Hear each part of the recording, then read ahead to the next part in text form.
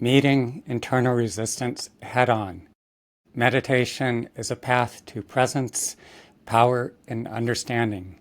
I'm Ben Ufana, a bit sleep-deprived after only sleeping a few hours, yet I'm flying out rather soon, so being that I have a short time window, I'm going to go ahead and film this video. And as I do in other videos, the fact that I'm coming out with new articles weekly, and there's so much in-depth material, so many details I want to include, I will be reading from the article itself. And so with that said, let's dive into it. Many people who attempt to meditate find it a real struggle. Teachers across traditions have said as much for centuries. Resistance isn't new, but in our digital age, it's louder. Long hours, being on commute, the constant pull to answer emails, caring for children, in some instances elderly parents, it can feel impossible to slow down and set aside time for quiet. On top of that, we've become so tethered to our devices, computers, tablets, and especially smartphones. Incessant notifications and social media feeds are designed to keep us scrolling and to keep us coming back. By repeatedly triggering the brain's dopamine reward cycle, they alter our biochemistry and, over time, our neural wiring. No wonder it's harder for us to be still, to be with ourselves, and this is exactly why the practice is more important than ever.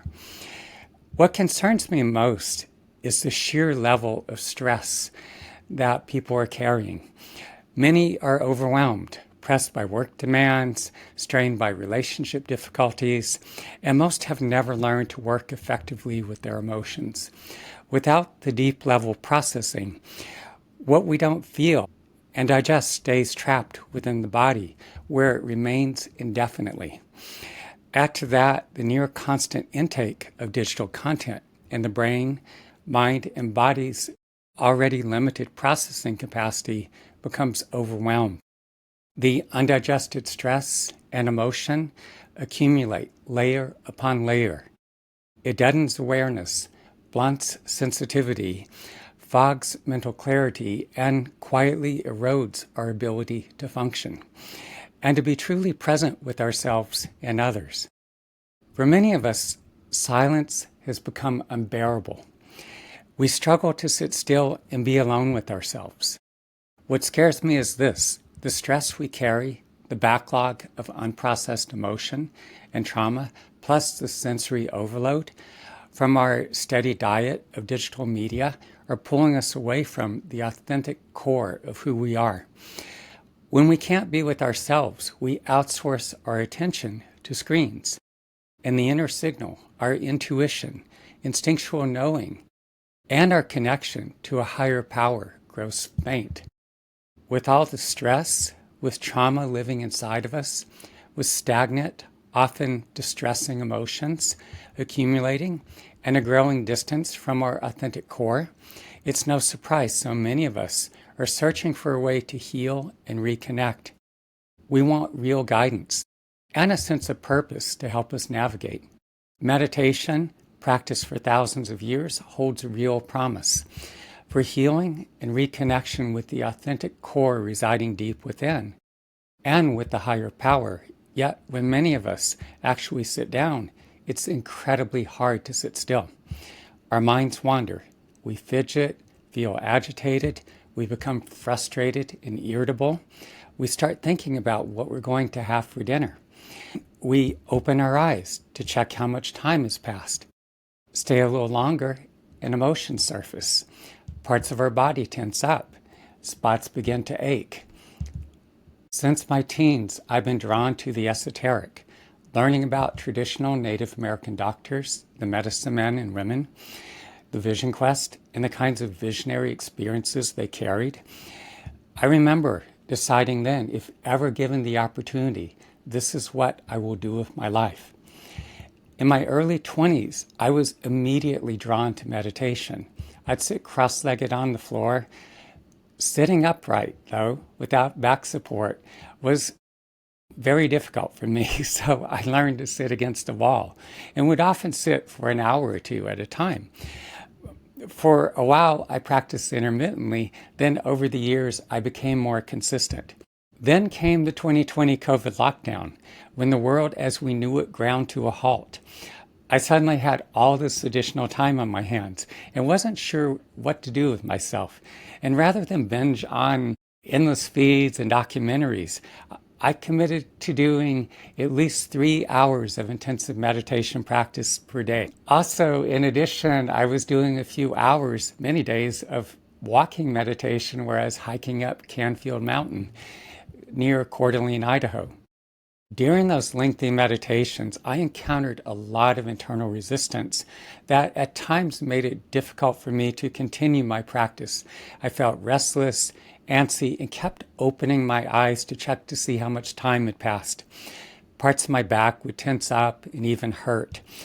Rather than give in, I kept training myself to first acknowledge what I was feeling and then go straight into the middle of it. I would breathe with my awareness fully immersed in the tension and at times the pain in my back and the discomfort that comes from being completely present with myself for so long. Often, the tightness would soften, the pain would ease, and the almost unbearable sense of being completely still with myself would dissolve. As that happened, I could feel myself crossing over multiple thresholds into deeper levels of awareness. From there, emotions and thought processes that had been operating from my subconscious began to surface. Material that, in many instances, I had been oblivious to. I started to recognize the cognitive and emotional drivers behind the dysfunctional patterns I had enacted in relationships and other interactions. The more I kept diving into the internal resistance I felt, the more I could feel myself entering progressively deeper, more powerful, and more enjoyable states of meditation. I could feel the innate healing intelligence within me being activated, along with a comforting presence flowing from within. I felt nourished, fed from within. Like so many people these days, I have enormous amounts of work to do, yet I still carve out time for lengthy meditation sessions every day. And it's usually one of the first things I do when I get up in the morning. Emotions will, in many instances, continue to surface after my daily practice. I welcome them because they give me the opportunity to keep processing what I've been holding in my body so I can keep moving forward. Most people are not thoroughly digesting their lived experiences or emotional responses. The practices I teach facilitate the deep level processing we need. In addition, you need to be making consistent use of the most effective therapeutic interventions to support the healing that you cannot fully do on your own. The practices I teach facilitate the digestive process I speak of. As you sit in meditation, you're going to encounter internal resistance in various forms. Feeling restless, antsy, the stresses and emotions held within can make parts of your body ache. And at times, just being present with yourself will feel damn near unbearable. To the best of your ability, remain fully present. Whatever feelings or bodily sensations arise, no matter how uncomfortable. That said, if you're in acute distress, unbearable chest pain, trouble breathing, signs of stroke, call 911 or your local emergency number or go to your nearest emergency room. The challenges we're faced with in work, finances, our relationships can evoke anger, frustration, anxiety, and a deeply unsettled feeling. Many of us are so busy, so overwhelmed that we're not taking time to really deal with our emotions. We may not even be all that aware of them. These emotions often make their way to the surface when we sit in meditation. Although it may be difficult at first, to the best of your ability, remain present with these emotions. Many of us, conditioned for years by our smartphones and social media feeds, find it especially difficult to focus our attention and remain still for any significant length of time. Feeling bored, restless, and pulled to check how much time had passed or to check our phones. And for those of us living in survival mode, a voice says, "There's so much to do. I have to keep going. No time to stop or rest." I know that voice all too well. It's the survival mind talking. Not truth. It's driven by fear and insecurity. The fear of falling through the cracks. And it makes it hard to slow down and let go. As you sit down to meditate, tune into your body and all its feelings and sensations. Breathe softly and deeply, fully immersing your awareness in the depths of any feelings and bodily sensations that arise, following them as they move through their progression. The discomforts you feel may initially intensify.